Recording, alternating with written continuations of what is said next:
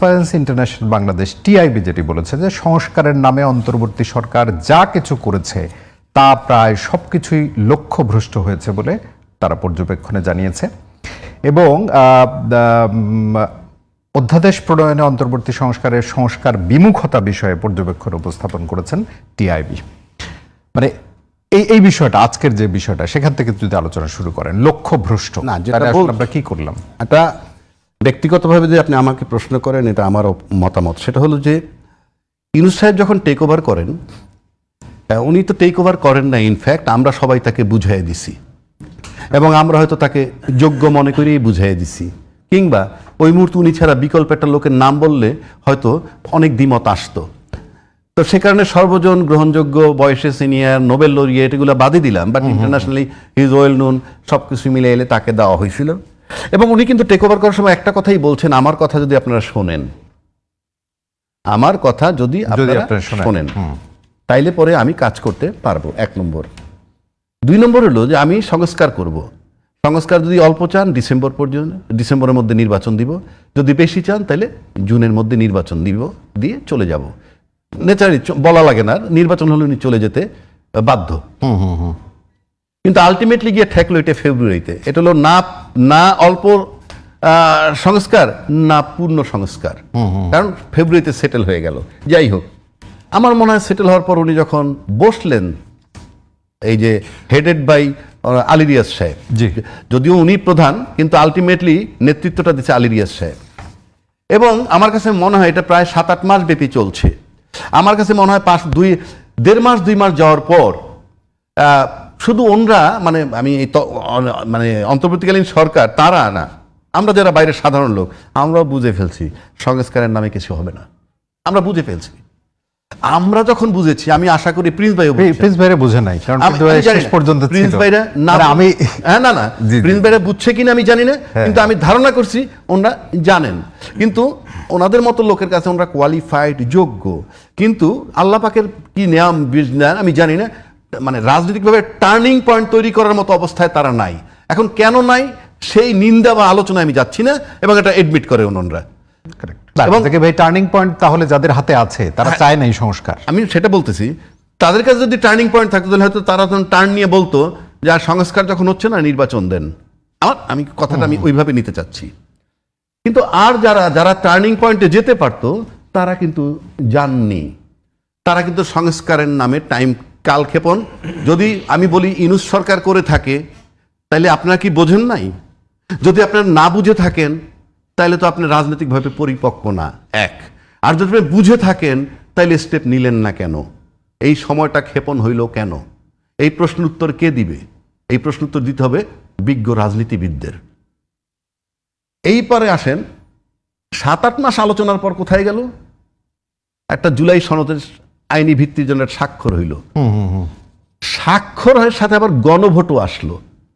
অর্থাৎ আপনার আইন কোনোভাবে যখন সংস্কারে ঐক্যমত্য হইতে পারতেছে না, তখন গণভোট ইস্যুটা সামনে চলে আসলো। আসার পর আচ্ছা, আপনার যদি আমরা জুলাই সনদে সবাই মিলে আইনি ভিত্তি দিতে পারতাম, গণভোট কিন্তু অবান্তর থাকতো, প্রশ্ন ছিল। তাহলে গণভোটে যেতে হলো কেন? মানে ঐক্যমত্য হয় নাই বলে। এবং একটা পর্যায়ে রাজনীতিবিদরাই আবার দায়িত্ব দিল সরকারের উপরে যে আপনি এখন কি করবেন। সরকার ন্যাচারালি গণভোট আনছে। এখন সেখানেও আবার কন্ডিশন, যদি শুধুমাত্র সরকারকে আনলো গণভোট, মানে বিবদমান যে রাজনৈতিক দল তাদেরও তো দায়িত্বের জায়গা। আমি বলছি একটা পর্যায়ে তার কোর্টে বলটা দিয়ে দিছে যে এখন আপনি করেন। তখন উনি গণভোটের জন্য কি হইলো, আবার একটা আন্দোলন হইলো। কেউ চাইছে গণভোট আগে নির্বাচন পরে, কেউ চাইছে একই দিনে, কেউ আবার এটাও বলছে গণভোটের দরকার নাই। আচ্ছা, সব মিলে কিন্তু একই দিনে আসলো। এবং সেটা যারা টার্নিং পয়েন্ট নিতে পারতো রাজনীতিতে, এই সব বাদ দিয়া শুধু নির্বাচনের জন্য আন্দোলন করতে পারতো, ঠিক তারা কিন্তু আস্তে আস্তে ওই জায়গাটায় চলে গেল। অর্থাৎ আলটিমেটলি সিদ্ধান্ত চূড়ান্ত না হইলেও ওইখানে চলে গেল। এখন গণভোটারই একই দিনে। শর্ত কি? সংসদ যদি জয়যুক্ত হয় তাহলে কিন্তু কিছু সংস্কার অটোমেটিক হইতে বাধ্য।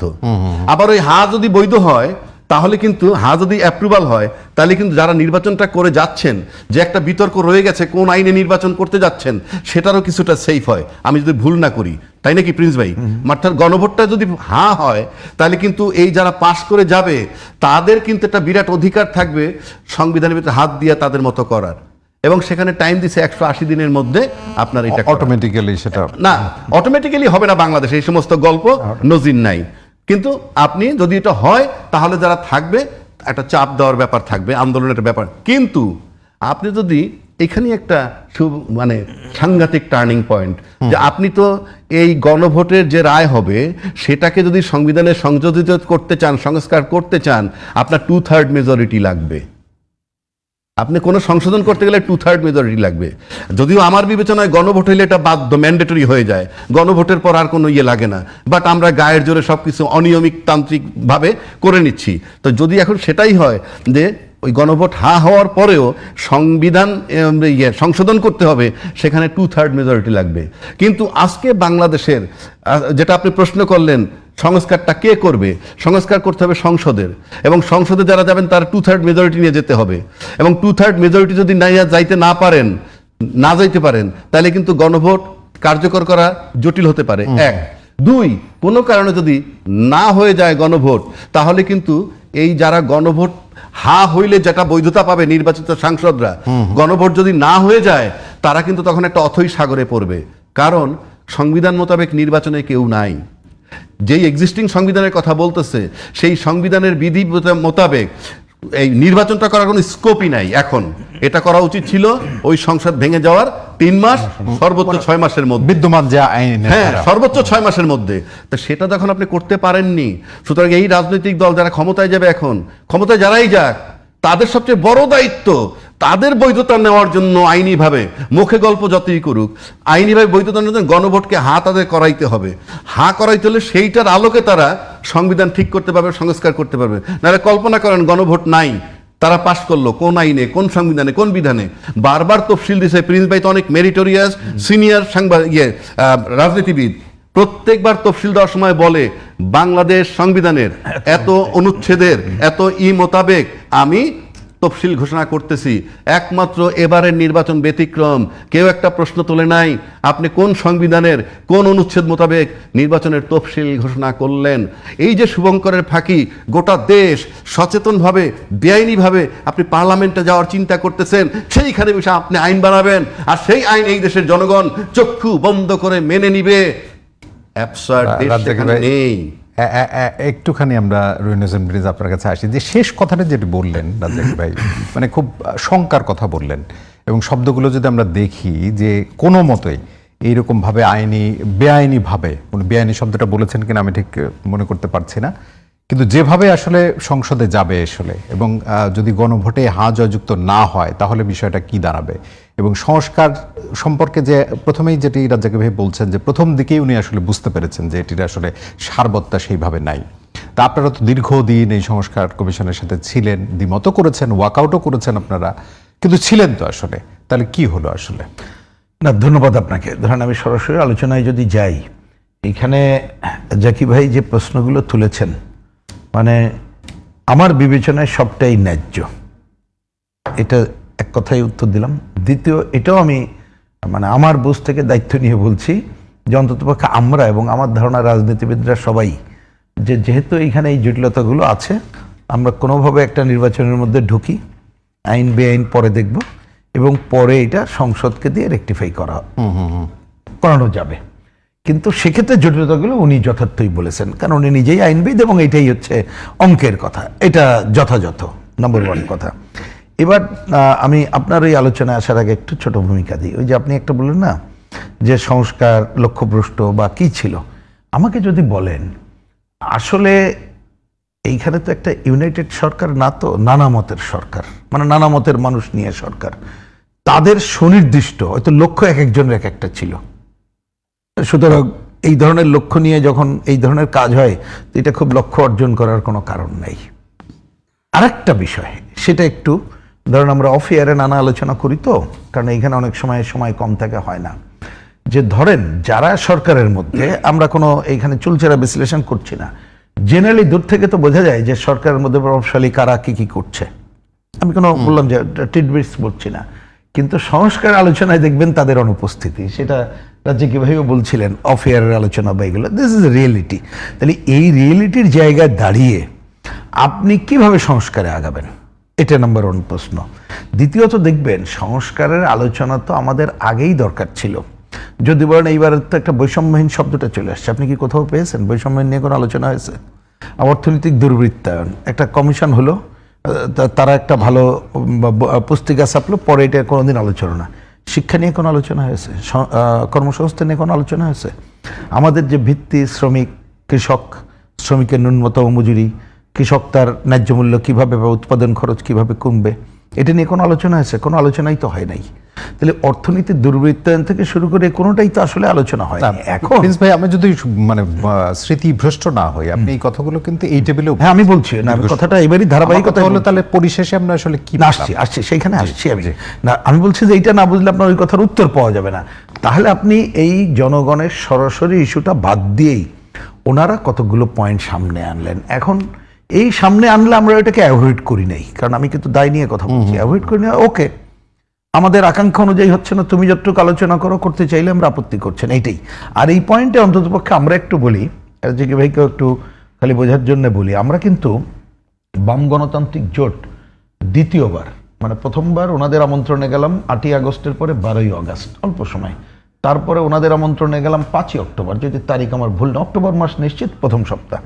আমরা কিন্তু বাম জোটের পক্ষ থেকে লিখিত দিয়েছিলাম, তাতে এটা বলেছিলাম, কারণ আমরা তখনই বুঝছিলাম যে আসলে এনাদের বেশি হবে না কিছু। একেবারে লিখিত আছে, আমি উন্মুক্ত করতে বলি যে নির্বাচন ব্যবস্থা ধ্বংস হয়ে গেছে, অবাধ, গ্রহণযোগ্য, সুষ্ঠু নির্বাচনের জন্য নির্বাচন ব্যবস্থার আমূল সংস্কারের কাজ শুরু করে দ্রুত নির্বাচন ব্যবস্থা করেন। এই এবং আমাদের দিক থেকে মানে একটা নির্বাচনের ডিমান্ড আমি 5ই অক্টোবরের কথা বলি, ওই যে টাইম পয়েন্ট করার সুযোগ নাই ওনাদের, তাই লিখছে, আমি জানাইলাম। বাস্তবিত উনি বলছেন যে আমরা তো ওই ক্ষমতাধর হলেও করতাম। এমনকি আরেকটা বলি, 2025 সাল গেল, 3রা জানুয়ারি যে সমাবেশটা, সরোদ্দিনে অনেকদিন পরে কমিউনিস্ট পার্টিতে বড় সমাবেশ করা অত কঠিন জানেন, একটা বড় সমাবেশ করে ওইখানে আমি তৎকালীন জেনারেল সেক্রেটারি হিসেবে যেটা বক্তৃতা করলাম, হেডলাইন ছিল 15ই জানুয়ারির মধ্যে নির্বাচনের সুনির্দিষ্ট তারিখ ঘোষণা চাই, গত বছর।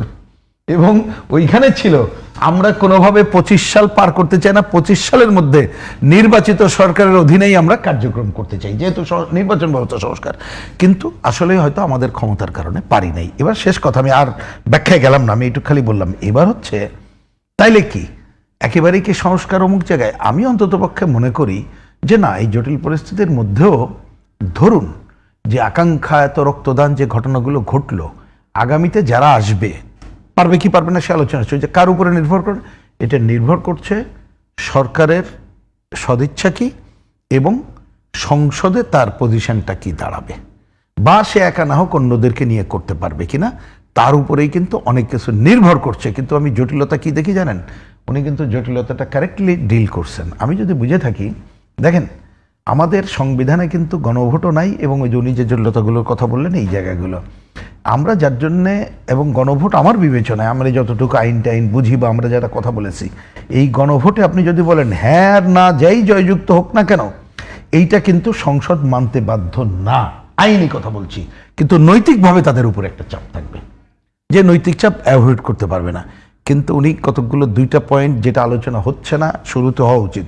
ধরেন হ্যাঁ জয়যুক্ত হলো, কিন্তু এইখানে আমরা জানি কারাই ক্ষমতা, মানে যাদের ভূমিকাটা আমরা জানি, তারা তো অনেক পয়েন্টে এমন নোট অফ ডিসেন্ট দিয়েছে, তারা ওইটা মানেই না এবং তারা করবেও না, আমি বুঝি। এবং না করলে আপনি কিন্তু দোষারোপ করতে পারবেন না, কারণ আগেই বলছে। কিন্তু মানুষের মনস্তত্ত্ব অন্য জায়গায় যাবে।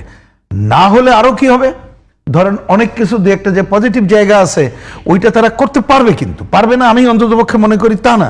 কিন্তু তখন করার ক্ষেত্রে একটা অন্য অব্লিগেশন চলে আসবে, যে নৈতিক অব্লিগেশন। সুতরাং এইটা নতুন এক ধরনের জটিলতা তৈরি করবে বলে আমি জানি না, আমার কাছে মনে হচ্ছে।